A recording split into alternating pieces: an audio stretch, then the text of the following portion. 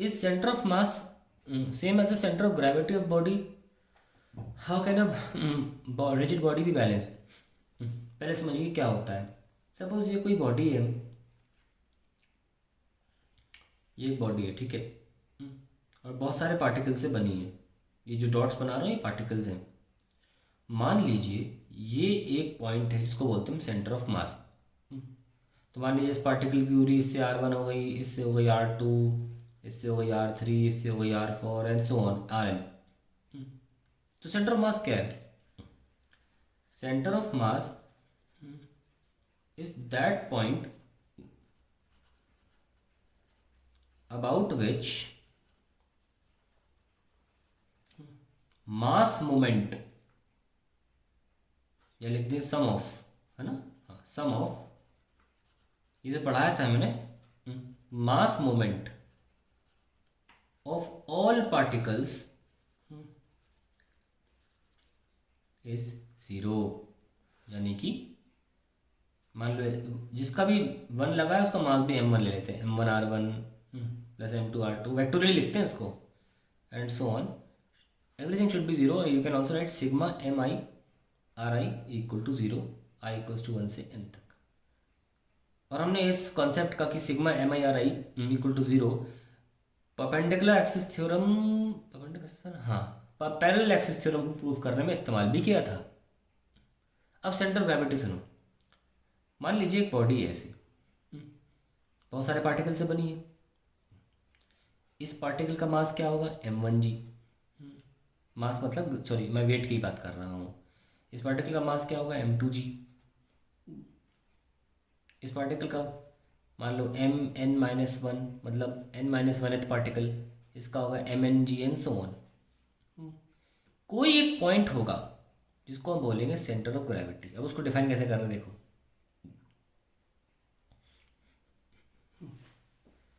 हर एक वेट एक फोर्स होता है, तो हर एक फोर्स का एक टॉर्क भी होगा। टॉर्क कैसे निकालते हो? जिस पॉइंट के अबाउट बॉडी मूव कर सकती है, ये वाले।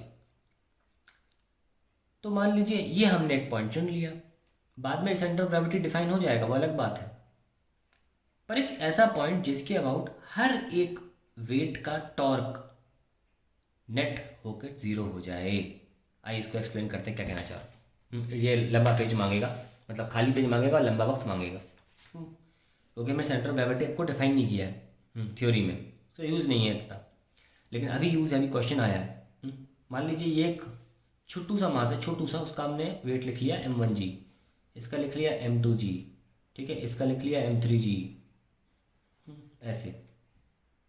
अभी हम ध्यान केंद्रित करते हैं केवल m1g पर, मतलब बहुत सारे यहाँ भी है mn-1g और mng, क्योंकि हमें इसको बिल्कुल क्रिस्टल क्लियर करना है इस कॉन्सेप्ट को, सेंटर ग्रेविटी को। मान लीजिए हमने इस पे ध्यान दिया और ये हमारा एक ऐसा पॉइंट है जिसके अबाउट हम इसका टॉर्क लेंगे इस फोर्स का। तो इस पॉइंट की इससे दूर ये पॉइंट होगा वो पॉइंट जो रोटेट कर जाएगा, इस जो बॉडी रोटेट करेगी इस पॉइंट के अबाउट। तो क्या लिखेंगे? The body rotates about this point, body rotates about this point, this point. तो अगर बॉडी रोटेट कर रही है ये पूरी की पूरी बॉडी दिस पॉइंट के अबाउट, तो कोई पार्टिकल की दूरी भी तो यहीं से ली जाएगी ना, ये पार्टिकल ऐसे रोटेट करेगा। खैर, तो इस दूरी को हमने r1 ले लिया, इसका फोर्स लग रहा है नीचे m1g। हमने बोला जब भी टॉर्क का डायरेक्शन चाहिए हो थोड़ा सा इसको आगे ले जाओ, क्योंकि r क्रॉस f करना होता है।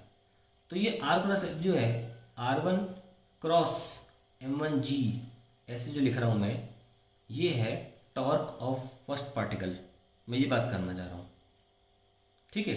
ऐसे ही टॉर्क ऑफ सेकेंड पार्टिकल क्या होगा? m2g होगा। हमने आपको बोला भी था जिस तरीके का क्रॉस प्रोडक्ट में आप एरो लेके जाते हो, r क्रॉस f या r1 moves into m1g vector. तो मूव्स इनटू का मतलब होता है r इसमें कैंची की तरह बंद हो रहा है, जिस तरीके से बंद हो रहा है बॉडी भी उस तरीके से ही मूव करती है, ठीक है। तो आप देख सकते हैं, मान लो हमने ये एक पॉइंट चुन लिया बड़ा सा, सेंटर ऑफ ग्रेविटी, जो कि डिफाइन होगा बाद में। मान लीजिए पॉइंट चुन लिया, तो अब देख लीजिए ना, इस पॉइंट के जितने भी इधर वाले वेट्स होंगे, इधर वाले पार्टिकल्स के वेट्स होंगे, वो तो ऐसे रोटेट करेंगे बॉडी को, और इधर वाले ऐसे उल्टा रोटेट करेंगे बॉडी को, ये सब नो। क्योंकि उनका अगर हम नोटिस करें, मान लो ये पॉइंट था, तो यहाँ हमने एक और मास मान लिया m डैश से, इसका हो जाएगा m1g। तो अब यहाँ पे डिस्टेंस जिसको थोड़ा आगे ले जाओ पहले, और फिर ये रोटेट कराओ। देखो ये क्लॉकवाइज रोटेट करा रहा है, ये एंटी क्लॉकवाइज रोटेट करा रहा है। कहने का मतलब ये है, तो सेंटर ऑफ ग्रेविटी कैसे डिफाइन होगा? Centre of gravity it is defined as that point about which the net torque of the system, the net torque of system of particles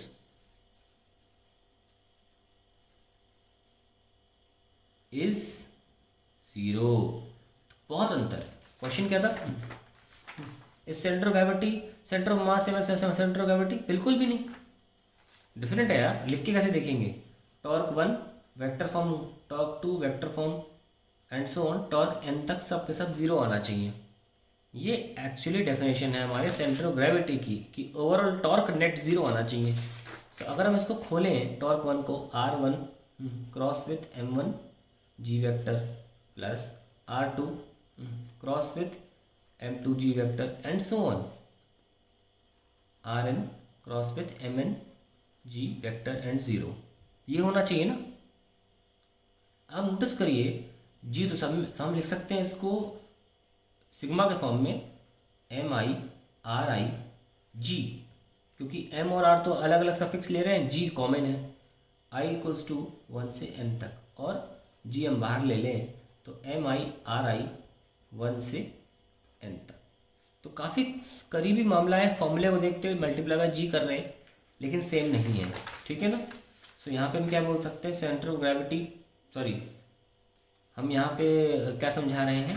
question क्या है? Centre of mass centre of gravity में फ़र्क है कि नहीं है? तो हमने देखा कि हाँ बहुत बड़ा फ़र्क है।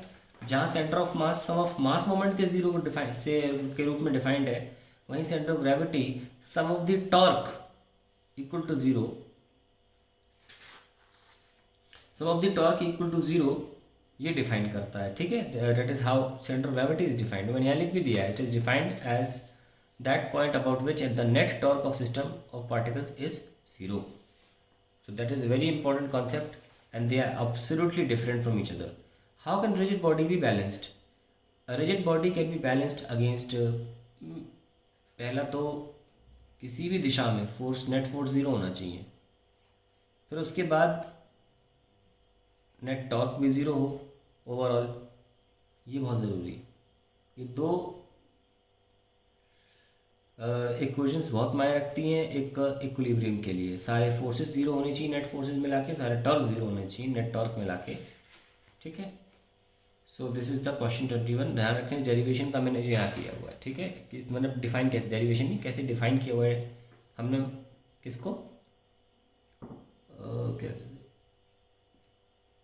सेंटर ऑफ ग्रेविटी को। And obviously there is a difference between the two, तो they are not similar, they are not same.